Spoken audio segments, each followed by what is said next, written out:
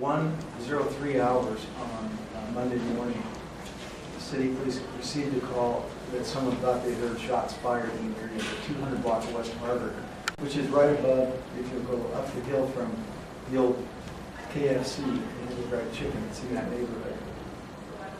Officers responded. There's a limited number of houses in that general area. They located a house with an open door, and when they went up to do basically a welfare check to find out is there a problem in here, they seen what clearly was two deceased persons inside that residence. They did a sweep of the house to ensure there wasn't any further victims in there, maybe somebody needing aid, and immediately backed out, secured the scene, and officers called in the chief, they called me, they called detectives, and we had other units respond as well. A search warrant was sought for that house, and Washington State Patrols, they have two teams, one detective team that helps with crime scene investigations, and a crime scene processing team that comprises of civilian employees who specialize in crime scene processing. The state provides that service at request, and we take advantage of it in instances like this. It's incredibly useful for us.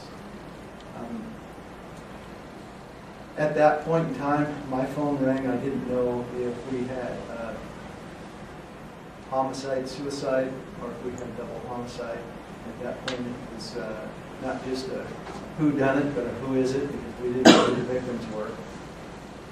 And we started piecing things together. We identified somebody who was a witness nearby who said, yes, I was outside, and I heard, he described what he heard. We spoke with another resident just up the street from the victim house, and we heard a different story. So there was a problem. And we started piecing it together. Ultimately, that led us to the person who provided the first witness account. We ended up obtaining another search warrant for his house. And that's where our detective from ResNet, Sesame Alba, he does a tremendous job. And they count greatly on him there. They're nothing but compliments for Sess's work from the ResNet people. He obtained a warrant for that second house. We ended up getting a SWAT team and serving a search warrant on that house because we're in a high-risk situation. We have two people that are murdered violently in our home, and this may be one of the players in the second house. So the SWAT team surrounded the house, got on the loudspeaker, gave everyone clear directives and plenty of time to exit the house. 4 people exited the house upon command. Relatively simple directive was given. It was what I believe, I don't know this person's age, but I think it was a young adult, maybe in her early 20s or late teens. There's a 13-year-old girl, an 8-year-old girl, and a 5-year-old girl. So 4 people exited the house upon command. They were brought out and secured with a police car. 2 people remained in the house. We knew there was one male in there. We thought there was a female, but they wouldn't come out.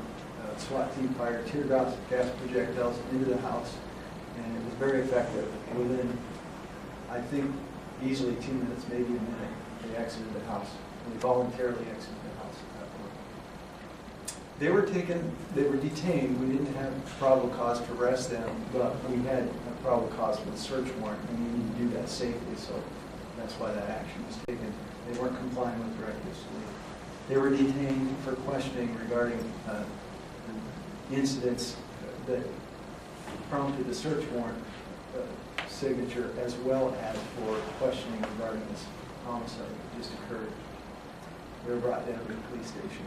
Subsequently, as it turns out, we have developed probable cause on both of those suspects. For the male subject, who's I have his age here, he's 32 years of age. His name is Robert, a.k.a. Bobby Raphael. And he was subsequently arrested for 2 counts of first-degree murder and 1 count of rendering criminal assistance first degree. We don't believe he was the person who was the trigger man in this incident. You may be familiar with him, Charles Longshore, Charles Sidney Longshore, the Jr. There's 2 of them, I'm sure that name. And we believe he's the one that actually was responsible for and had the gun in his hand at the time. He's still at large. The second person that was removed from that house, who unwillingly, reluctantly came to that house with Mr. Raphael, was a 24-year-old female named Christina Selwyn, and she was arrested and is in jail along with Mr. Raphael right now for rendered criminal assistance first degree. So the chief wanted me to point out to you that we had this is not just Shelton Police Department doing this job. We have so many agencies that chip in and do a tremendous job, and we owe a great deal of gratitude, and we're indebted to them. On top of that list is the Mason County Sheriff's Office. Not long after I got to the scene, my phone rang at 1:30. Two detectives from the Mason County Sheriff's Office showed up at the scene. We're talking 2 o'clock in the morning in the places they'd rather be.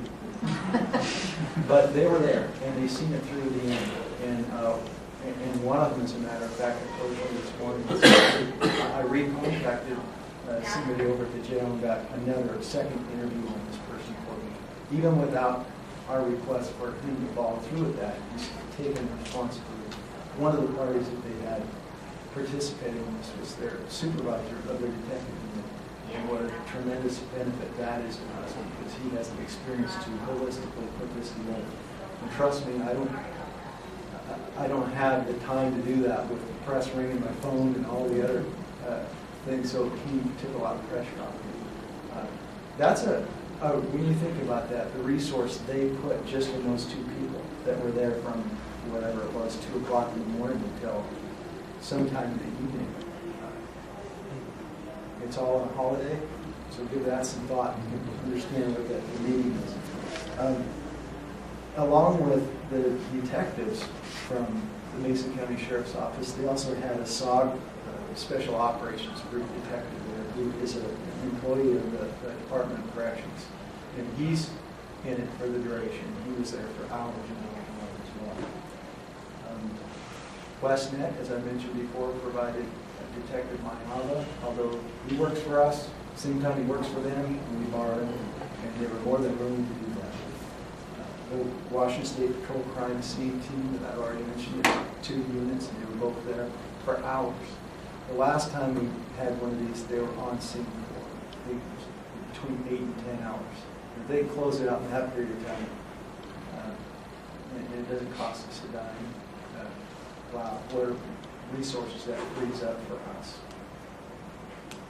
Mason County SWAT team. It's a combined task force, basically, that has one of our officers, Sergeant Field, as a member of that unit, as well as some officers from the Squaxin Tribal Police Department are members of the Mason County Regional SWAT team. So we pool together our resources, but when it's needed, we really need to have that there. The Washington State Patrol provided troopers from their local detachment, and I'm telling you, they did a tremendous job. We needed something, an intersection block, people from coming through, they were right there to do it. Anything we asked for, they were willing to provide that resource. When you have 2 police officers on duty in a given time, and maybe 2 detectives available, you can see where you get stretched thin really fast. Relying on these agencies is a great benefit. The prosecutor's office, I got to give them kudos. I don't think I've ever seen anything like that. We had 2 prosecutors. The prosecutor, Mike Dorsey, and one of his deputy prosecutors, Tim, I'm sorry, I don't know what Tim's last name is. We're there from early morning hours until well into the afternoon. I'm talking until 4 or 5, I think, at night on a holiday, because he wanted to ensure that all the information that he needed he had available.